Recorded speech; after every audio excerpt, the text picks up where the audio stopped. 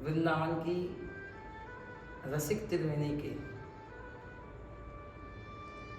विनोदी महात्मा हरित्रे के एक महात्मा हरिराम व्यास जी, जो साक्षात विशाखा सखी के अवतार थे।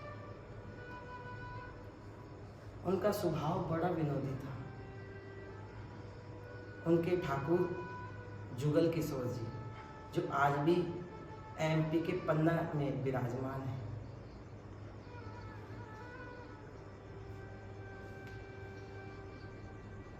हरिराम व्यास जी अखंड वृंदावन वास करते थे। एक महात्मा सालाग्राम लेकर के उनके पास आए और हरिराम व्यास जी को उन्होंने अपने सालाग्राम संपुट समेत दे दिए। संपुट क्या है? जिसमें ठाकुर जी का सिंहासन, एक डिब्बिया, सालाग्राम जी उसमें रखे और हरिराम व्यास जी को दे दिए। हरिराम व्यास जी ने जुगल किशोर जी के पास वो विराजमान कर दिए और नित्य प्रति उनकी सेवा होने लग गई। कुछ दिन बाद उन संत महात्मा ने कहा कि व्यास जी, मुझे मेरे सालाग्राम दे दीजिए, ठाकुर लाइए, मैं अब जा रहा हूँ भ्रमण पे, वृंदावन को छोड़ के जा रहा हूँ। हरिराम व्यास जी बड़े दुखी हुए कि इतने दिन वृंदावन वास किया और अब ये ठाकुर वृंदावन से वापस चल जाएंगे। उन्होंने महात्मा को बड़े प्रेम पूर्वक समझाया, महात्मा जी अब वृंदावन धाम छोड़ के मत जाइए।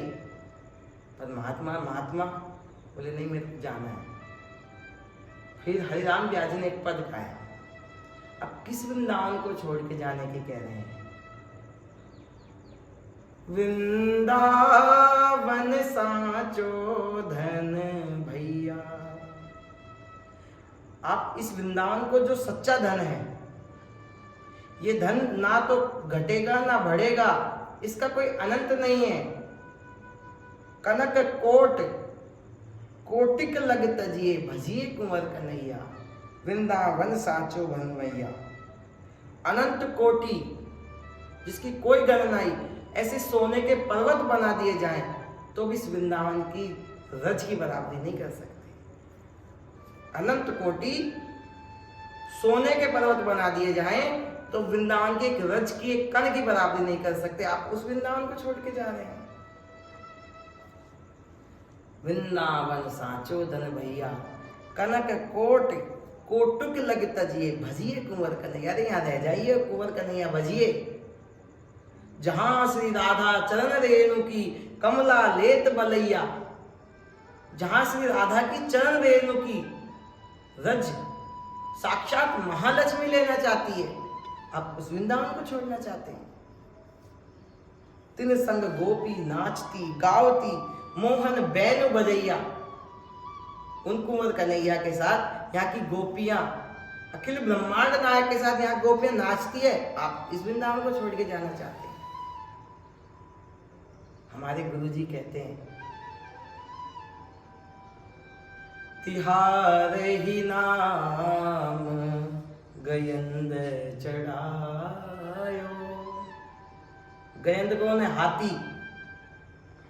हो तो सदा खग को असवारी, तिहारो ही नाम गयंद चढ़ायो। अरे मैं तो गधे पे बैठने लायक था। हे नाथ, हे राधा रमन लाल जी, हे गिरधर गोपाल, आपने मुझे हाथी पे बैठा दिया। ये गधा क्या है? संसार में आसक्ति गधा है। और जब उस संसार से आसक्ति हटके इन संतों में, इन रसिकों में, इस वृंदावन धाम में, इस ब्रज रज में जब लग जाए तो ये साक्षात हाथी के समान है।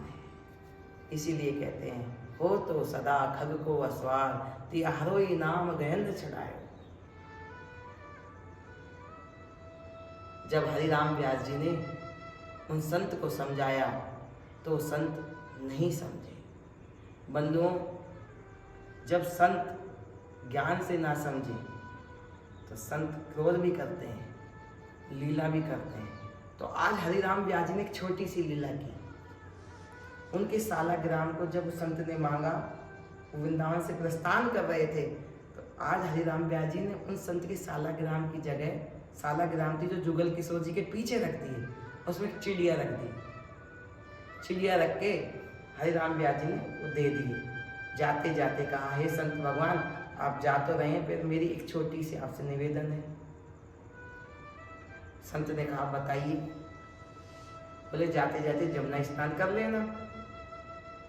बोले, कर लूंगा। आके आप भी करना, आपके ठाकुर जी को भी करा लेना। संत भगवान जमुना के किनारे बैठे, जमुना में पहले स्वयं ने स्नान किया।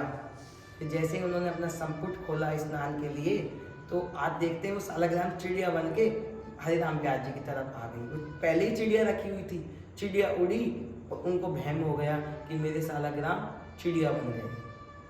वो स्वयं जल्दी जल्दी आए हरिराम व्यास जी के पास, बोले कि मेरे ठाकुर जी चिड़िया बन के आपकी तरफ आए हैं। हरिराम व्यास जी ने कहा, नहीं, इधर नहीं आए। बोले, आए, चलो मैं देखता हूँ। हरिराम व्यास जी वो तो पहले से ही रखे हुए थे, उन्होंने देखा उनके संपुट में चुपचाप वो साला, अरे ये आ गए तुम्हारे सालाग्राम, तो यहाँ जुगल किशोर जी के पास है। उन्होंने उठा कर संपुट में रखा तो कहा कि संत भगवान ने कहा, मुझे लगता है अब मेरे सालाग्राम जी को वृंदावन से बाहर जाने की इच्छा नहीं है, अब मैं अखंड वृंदावन वास करूँगा। तो संत ने अखंड वृंदावन वास किया। एक संत की कृपा से, चाहे वो लीला के माध्यम से, चाहे विनोद करके, चाहे क्रोध करके, चाहे कृपा करके, संत की हर दृष्टि में केवल कृपा बरसती है। इसलिए बंसी अली जी कहते हैं, वृंदावन धाम सुमंगल रूप है। श्री वृंदावन धाम, ये जो वृंदावन धाम है सुमंगल रूप है। सुमंगल, एक तो होता है मंगल, एक होता है सुमंगल। सुमंगल क्या है? ये वृंदावन धाम 5 योजन विस्तारनी वनम देह रूपकम, जो ये 5 योजन का वृंदावन है, साक्षात श्री कृष्ण का देह है, शरीर है।